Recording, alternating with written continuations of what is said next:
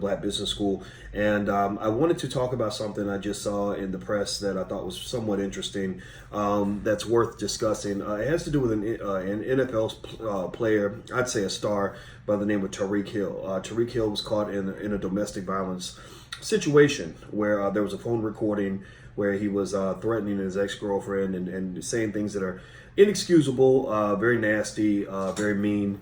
And also, his son popped up with a broken arm, right? So, Tyreek is a guy who, at the very least, might have made some mistakes. He's a guy that probably needs some help. He's a guy that I think screwed up. He's a guy that I think needs he needs some counseling. He needs some people to intervene in his life before he wrecks himself.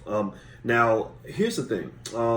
So, of course, as in any domestic violence situation, there was an investigation by the NFL. The NFL concluded after the investigation that they didn't want to go any further. They didn't have any punishment for him. And the reason was because his girlfriend would not talk to the police. And they also had no way to determine who broke his 5-year-old son's arm, things like that. Now, what do I think? I think it's bogus. I think that, that he probably did something he shouldn't have done. I will throw that out there for sure. Now, here's what's fascinating, though. I'm looking at the reactions from the media, and the media is basically saying, this is unbelievable. This is an outrage. How can they let this guy, continue to play football when he's clearly an abuser? He's clearly this. He's clearly that. What's fascinating to me is that the NFL comes back and they actually state something that does make sense. They said, look, we don't have evidence. We don't have evidence to say that this man should be taken off the field or that this man should lose his right to make a living. This man should lose his career because we just don't have enough to work with. And now, what's interesting to me about this is not, mind you, one would never say that Tyreek Hill's a good guy. I wish I could talk to the brother. I wish I could help him learn how to make better choices.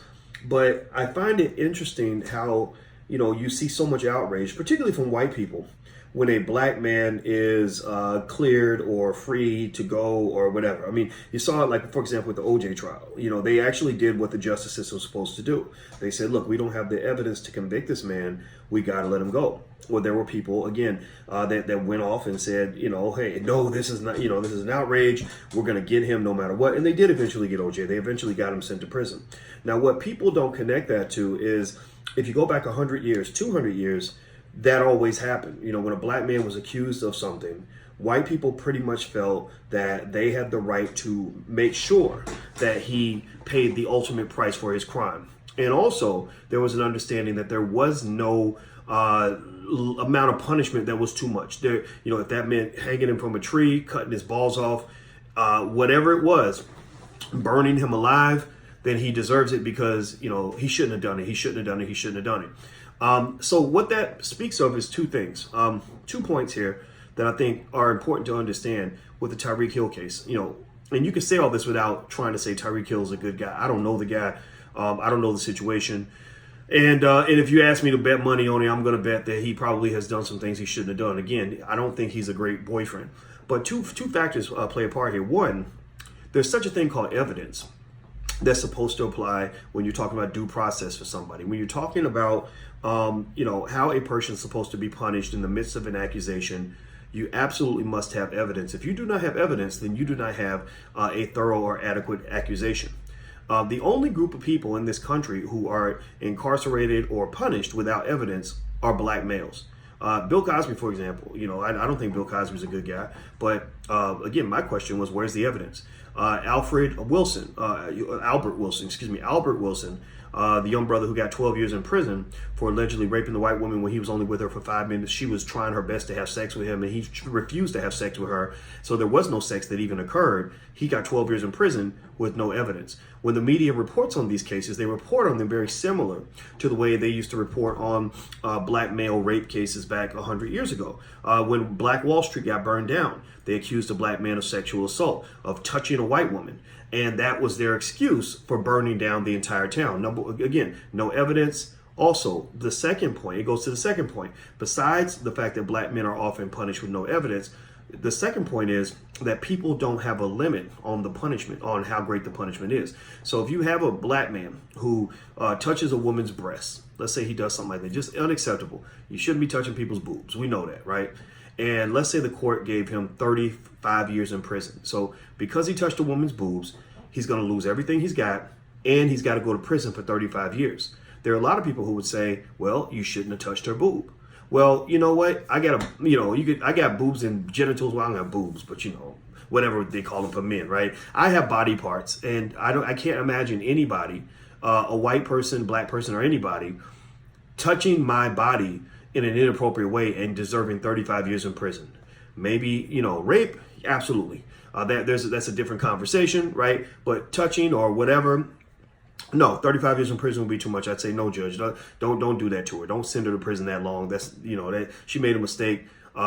She should be punished, but the punishment must fit the crime. So those are 2 points I want you to kind of pay attention to. These are fine points that people often miss in a politically polarized environment where intelligent, logical thinking is thrown out the window in exchange for raw mob-based behavior, mob-based groupthink, mob-based racism, mob-based destructive behavior. They just want to destroy people and take away everything. And the number one target is usually the black man. For example, Tyreek Hill, he's 25 years old. 25 years old. I know many white people who've done ridiculously stupid things when they were 25 years old. I know many, many people. Tell me, say it in the comments. How many people do you know who did really dumb things at 25, and maybe now they're 50? Should they be paying at the age of 50 for something they did when they were 25? If it wasn't something that got somebody killed or whatever? No, it ain't right. It ain't right. Ray Rice, that brother, when he made that mistake, he got drunk and he punched his wife out on the elevator. It was terrible. It was wrong. It was horrible. But he lost everything. He lost his whole career.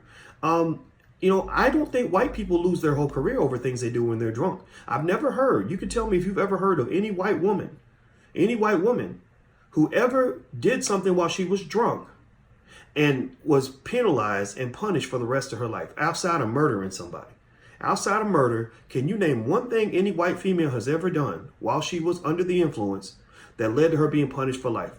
In fact, in the law, they don't even make white females accountable for anything they do while they're drunk. Especially if they if a woman, there are some people who really believe this, that if a woman gets drunk and it begs you to have sex with her, and you have sex with her because she begged you to, that you're the rapist because you should have told her no, because she's not capable of making logical decisions while she's drunk. Well, if a white female is not capable of making logical decisions while she's drunk, why isn't it the case that a black male is not capable of making logical decisions while he's drunk? Ray Rice, for all we know, it probably has brain damage. He took a lot of hits to the head. The NFL, most of the players have brain damage. Did anybody talk about brain damage? No. Now, this is not me defending Ray Rice or Tyreek Hill or trying to say that these guys did not make mistakes. My points are, one, when you send somebody away and take everything that they own, you need evidence to do that. Number two, the punishment should fit the crime. I think Ray Rice should have gotten punished, but I don't think taking away his whole career or taking away his daughter's ability to eat, his family's ability to even pay the bills forever, I don't think that was an appropriate punishment. I think that was too much, especially given that his wife did not want that punishment. And then three, these guys are young.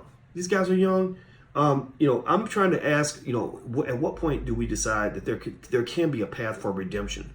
Is there a process where we can help a Tyreek Hill become a better father, as opposed to saying, we don't want you in society. We're going to treat you like a criminal. We're going to marginalize you for life. You're done. Right? Now, y'all know how it is. As far as I'm concerned, from what I've read and what I know about Black history, this ain't nothing but racism 101. This ain't nothing but white people being white. This ain't nothing but lynch mobs. Same lynch mobs that used to lynch your great-great-great-grandparents are the same lynch mobs that destroy take black men down to this day. Same mentality. A black male is seen as a rodent in the eyes of many, many people. But I'm talking to people who are intelligent, people who can discern, and people who can understand that you can be fair while still not feeling like these are good people or that these guys did a good thing. Nobody in their right mind would agree that if Tyreek Hill was involved in it, that he was doing a good thing. But most of us would agree that these individuals, that the way these situations are dealt with is not fair. So that's my point. I'm out of here, guys. Hit the thumbs up button, hit the share button, hit the subscribe button. I'm Dr. Boyce Watkins. Please take care. Have a good day, and I'll see you guys soon. Be